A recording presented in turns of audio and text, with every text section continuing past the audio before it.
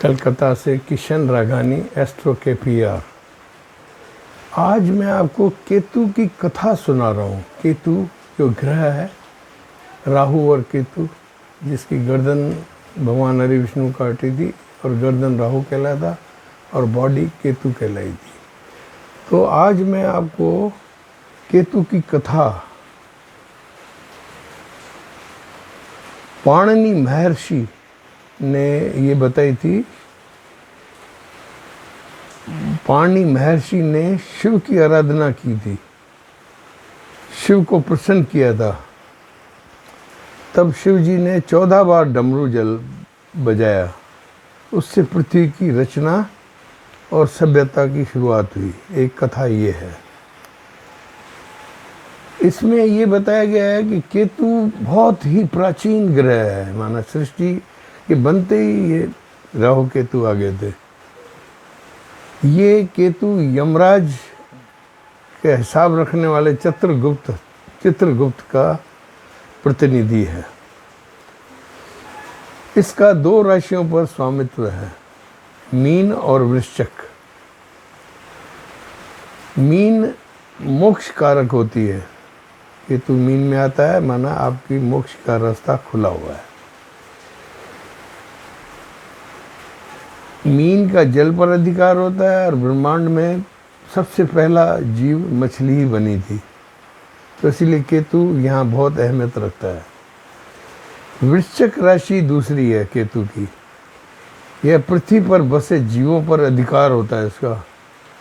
पृथ्वी की प्रलय जब भी हुई है वह केतु से हुई है, और वो वृश्चिक राशि धरती की है, इस पर है।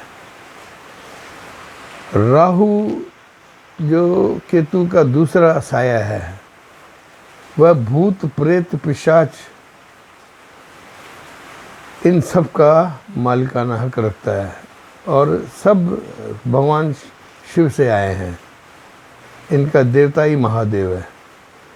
केतु से ब्रह्मांड में बदलाव अकस्मात आते हैं। केतु को मल्लेश कहा जाता है। केतु की महादशा में 7 वर्ष में जातक में कई परिवर्तन आते हैं। वो उसको अपने देश से छुड़वा के दूर देश विदेश फेंक देता है। जन्म स्थान से दूर जाना पड़ता है, भटकने भेज देता है दूर देश विदेश। केतु का नक्षत्र जो मूल है ना, मूल नक्षत्र आपकी भी कुंडली में हो तो आप मान लो कि आप परेशानियों से ज़िंदगी बीतेगी। केतु का मूल नक्षत्र ये है। मैं आपको कुछ घटनाएं बताऊं केतु के परिचय के तौर पर कि विश्व में कितनी बड़ी घटनाएं केतु ने करवाई है।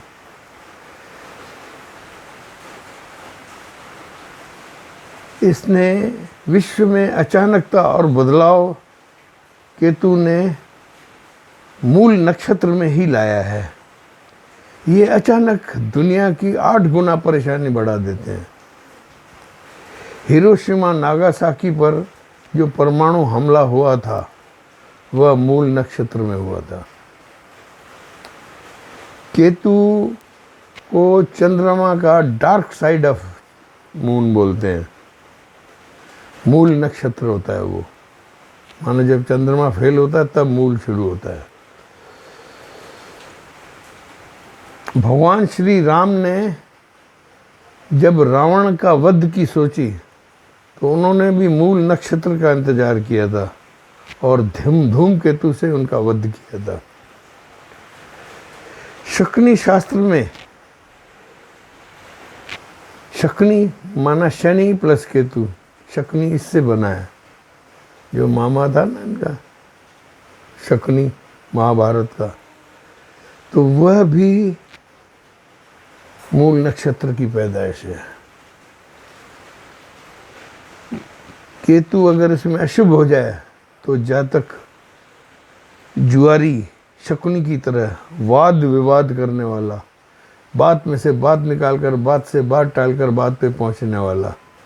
आप उसको कहोगे ये पीला रंग है, कहेगा नहीं तुम पागल हो, ये पीला रंग तो फूलों में होता है, बहारों में होता है, हल्दी में होता है। हाँ तुम इसको पीला कह सकते हो। माना he will divert you like अ भूत माना आपकी बात को हाँ करेगा लेकिन घुमा घुमा के आपको बेवकूफ़ करके करेगा। शकुनी, शनि प्लस केतु, ये है वाद विवाद। महाभारत की पूरी कथा का जड़ शकुनी था। इट इज नेगेटिव, ये आप मान के चलो। केतु अच्छा होगा तो आपको कोई बहुत अच्छा गुरु मिल जाए जो आपको मोक्ष मार्ग की तरफ ले जाएगा। केतु बुरा हुआ तो वो मंगल के साथ बैठा हुआ मिलेगा। राहु कहेगा मुझे और चाहिए और चाहिए और चाहिए, माना धन करोड़ों पता अरबों पैदा हुए, वो कहेगा और चाहिए और चाहिए और चाहिए। और केतु है ना, ये तबाही कारक है।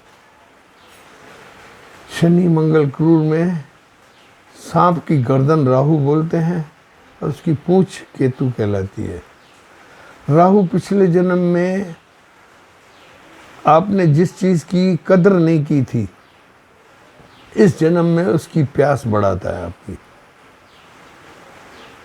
पिछले जन्म में जैसे आपने परिवार की कदर नहीं की, तो इस जन्म में परिवार भी आपको ठोकर मार देगा, मैं नेग्लेक्ट करता रहेगा, आपका अपमान करता रहेगा द्रौपदी की तरह, और आपको अलगाव करता रहेगा।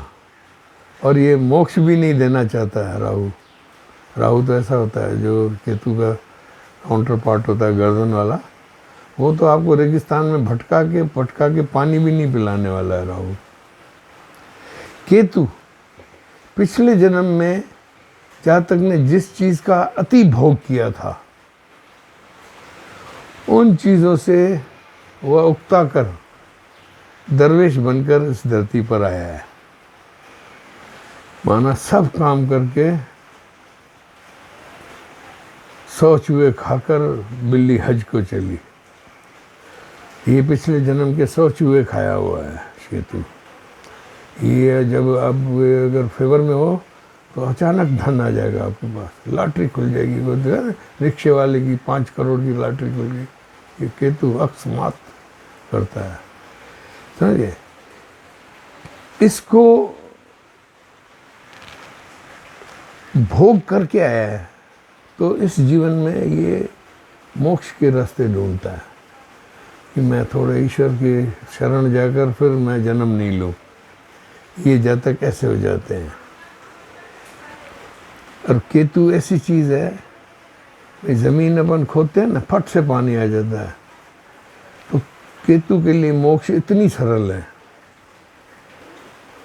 अगर आपका केतु प्रबल है और आप ईश्वर की आराधना करो और शुभ काम करो और उदासीन होकर प्रभु की करो, तो मिनटों में आपकी मोक्ष का रास्ता खुल जाएगा।